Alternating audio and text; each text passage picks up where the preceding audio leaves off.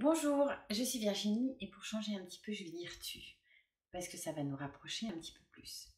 Alors abonne-toi à ma chaîne, clique sur la cloche pour être informé des nouveautés et aime et partage mes vidéos si elles te plaisent. Aujourd'hui, on va s'éclairer sur une situation qu'on a tous connue au moins une fois, l'auto-sabotage. Ou comment scier la branche, mais du mauvais côté.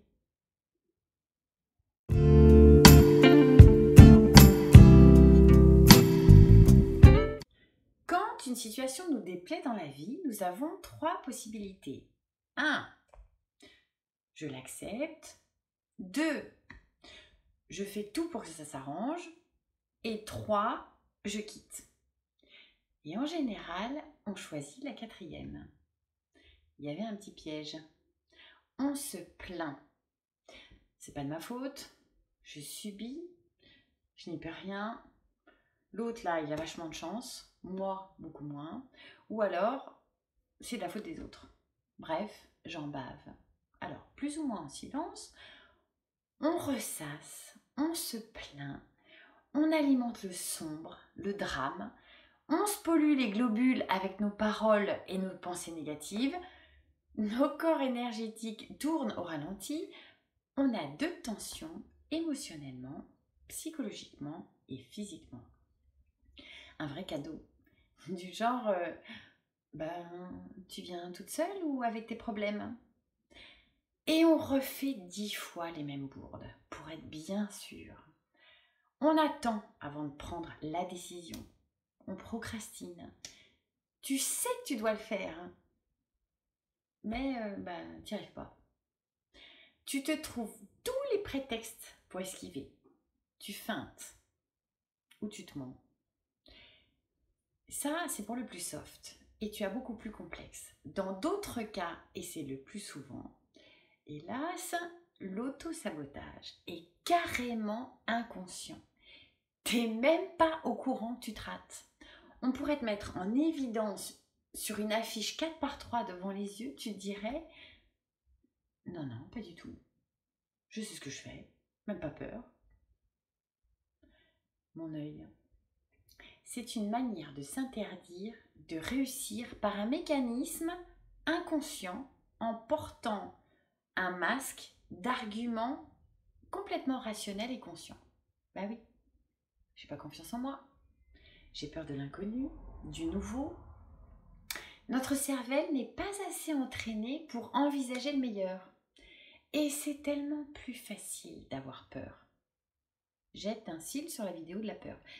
C'est tellement plus habituel de se faire des suppositions désastreuses. Et tellement long de faire une introspection pour creuser nos besoins, apprendre à avoir confiance en soi, à savoir s'écouter, à apprendre à communiquer clairement et sans jugement. Donc, ou on reste planté dans ce qu'on connaît, le marasme, la vase, ou on fait l'inverse de ce qui serait plus favorable pour nous. Genre pour s'enfoncer encore un peu plus. Mais comme c'est un truc qu'on a déjà fait, on le maîtrise, et même si ça a raté 10 fois, on se trouve toujours une bonne raison de ne pas faire les choses. Bon, c'est ni bien ni mal, c'est un choix, ok, mais dans ce cas-là, on arrête de se plaindre.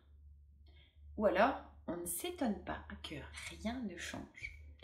Alors, combien de temps vas-tu résister à ne pas le faire? Première chose, aie confiance en toi. Ça va pas? T'aimes pas ton job? Ta vie de couple, c'est du Zola? Barre-toi. Non, on n'est pas obligé d'attendre de toucher le fond pour rebondir. T'en peux plus d'une situation? Tu dois faire un choix pour passer un cap? Tu dois prendre une décision pour trancher? Tu dois poser un acte pour avancer? Bouge! C'est ça la réalité du moment, l'instant présent. Mets-toi en mouvement. Pas besoin de connaître toutes les réponses avant. Hein, c'est comme si tu regardais un film en commençant par la fin. C'est nul. Deuxième étape, Décide de la qualité de tes pensées. Oui, tu ne maîtrises pas tout. Alors, je ne vais pas te faire du positivisme exacerbé. Par contre, tu as la possibilité de choisir la manière de voir les choses qui t'arrivent. Déjà pour ta santé, je répète, les pensées et les paroles émettent des vibrations qui sont chargées d'intention et qui vont avoir un effet direct sur la matière. Ton corps par exemple. En clair, on ne lutte pas contre les conflits ou la guerre. Si c'était efficace, ça se saurait. En luttant, on est en résistance et toutes nos énergies se focalisent sur le merdier et il augmente. Exemple, n'imagine surtout pas tous les gros nuages gris qu'il y a dehors avec tous les gens sous la flotte avec leurs masques. À quoi penses-tu? On travaille pour, on milite pour, on alimente, on cultive, on se met en mouvement vers la santé, la sécurité, la joie, la paix, l'amour, la sérénité. Donc, aujourd'hui, tu sais que tu as un truc à faire, fais-le, point. Et félicite-toi de l'avoir fait. Ensuite, dis-toi, et c'est mieux si tu en es convaincu, que c'est une opportunité et non pas un problème. Que ce sera une nouvelle expérience et non pas des obstacles. C'est le début d'une autre histoire et la fin d'une situation anxiogène, stagnante, involutive.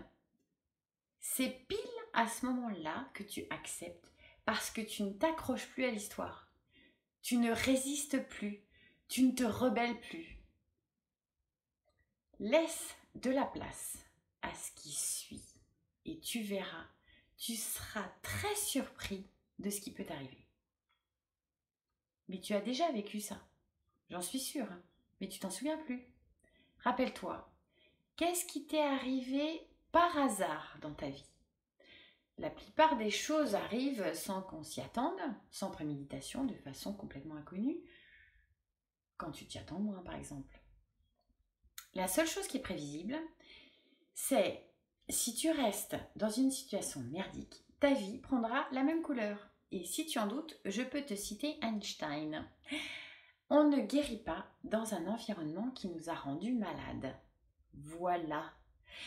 Quels ont été les échecs qui finalement ont été des chances pour toi?